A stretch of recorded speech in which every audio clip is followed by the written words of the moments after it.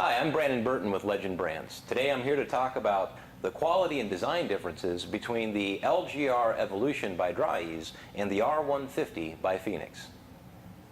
One of the first things that we notice as a difference between these two machines is in the overall stability. We notice here with the Evolution, much as we do with all Dri-Eaz dehumidification systems, that our axle and wheel hub have a very, very tight tolerance, making the machine very, very stable. Over here on the 150, we notice there's a significant amount of wobble and play. This is because the axle and the wheelbase are not nearly as tight in their tolerance. When it comes to designing a quality dehumidifier, fit and function is key. One of the things that we notice here from the top of this machine is how exceptionally loose this filter is within this filter shroud. This allows for a lot of bypass air moving around your filter, and if there's bypass, that means that we have a lot of particulate that's going to make its way down into the coil assembly. And particulate collecting on the coil assembly is either going to elevate the amount of maintenance necessary or significantly slow the performance on the machine.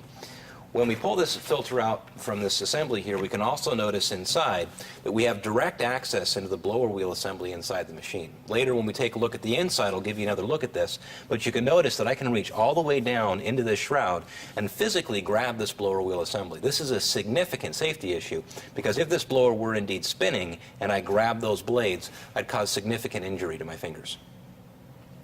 In contrast, over here on the Evolution, what we'll note is that, first of all, not only is the filter very well protected, but notice how tight our form and fit is on this filter seal. This ensures that we cannot have any bypass air making its way into the actual filter assembly. Also notice that I have zero access into my blower assembly or any moving parts within the machine. Another very significant design difference between the two machines is the way that the handle is managed.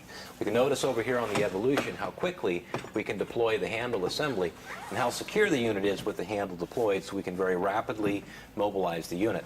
Over here on the 150, however, in order to deploy the handle, first of all, I have to back out two star nuts completely from the housing in the machine. I now have two loose pieces here that I could easily lose or misplace. Once the handle is deployed, then I have to again reinsert these star nuts in order to secure the handle. I have to be very careful that I have to line up my holes here, make sure I don't cross-thread anything, which over many, many use cycles could potentially make the handle inoperable. Then once the handle is deployed, again, notice how wobbly the machine is. Now this is not only because of the way the handle is being managed, it's also because of the foundation we're on here with the wheel and the very loose tolerance on the axle assembly. Now, from the back of the machines, we can also notice a number of quality and design differences. The first thing here is just notice the cord assembly here on the R150 and how there is really no meaningful place to store that cord. There's no meaningful wrap here. On the Evolution, we notice that we've got a very pronounced cord wrap here on the top that keeps the cord very secure. And down here on the bottom, we do have also an additional place for your hose management that has a quick release function so that we can very rapidly remove the hose from the back of the machine. Then finally, while we're here, we notice the skid rail assembly and how that's built out to ensure that we can have no contact with any of these components on the back, versus here with the R150. There isn't much of a skid rail assembly here, and because of that, we can notice that the hose is actually pronounced beyond the back surface, allowing this to catch while we're loading and unloading from the van.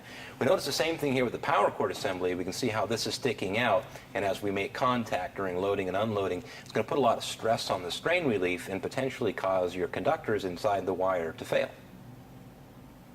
And then finally, last with the touchpad controls, you'll notice when we actually remove these touchpads, first of all, on the 150, we notice how loose the electrical box is here. It comes right out of the machine. But also notice how there aren't any electrical components being stored within the electrical box.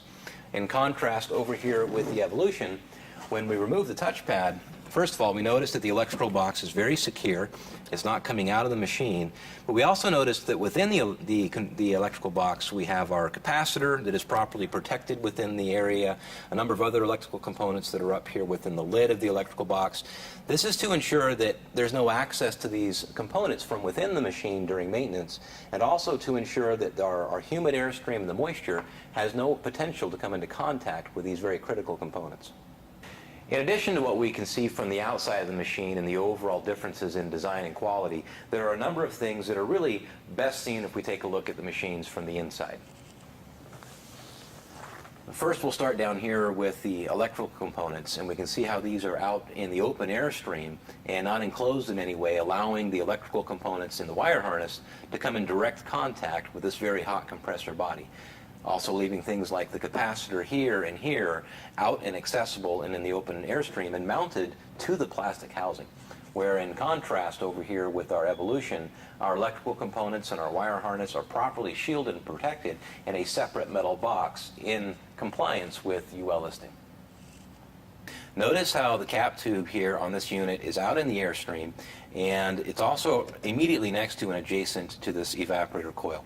Any vibration in this cap tube during operation is going to have this cap tube touching the fins on this coil, which can cause abrasion and wear over time, and ultimately can cause the entire sealed system to fail. Another point of note here is notice how sharp the bends are on the edge of this capillary tube. They're supposed to be very gradual, like you see in this coil of tubing here, because a sharp bend like this is going to create a restriction within the cap tube, and it's going to improperly manage pressures within the coil system. In contrast, notice over here on the Evolution how our capillary tube, first of all, is protected here in this plastic sheath. It's away from any of the sharp edges on the coil assembly itself, and all of the bends are very gradual. We ensure that there is no sharp bend that's going to create an undue restriction in the refrigeration flow, which ultimately influences how the pressures are managed in the coils and how we dehumidify with the cold evaporator. One of the most important things with any piece of equipment that we leave behind in a customer's property is safety. And one major safety issue with this overall design is my ability to access this blower wheel. If we simply remove the filter from the dehumidifier, I can reach into this area of the filter and put my fingers all the way down into this blower wheel assembly. If this were in operation and this were spinning, reaching into that blower wheel would cause significant injury to my fingers. Thank you for joining us today for our discussion on the design and quality difference with Dri-Eaz products and Legend brands. Be sure to check out the rest of our videos on YouTube or at Dri-Eaz.com, especially our video on the LGR 7000 XLI and the Phoenix R200. We'll see you next time.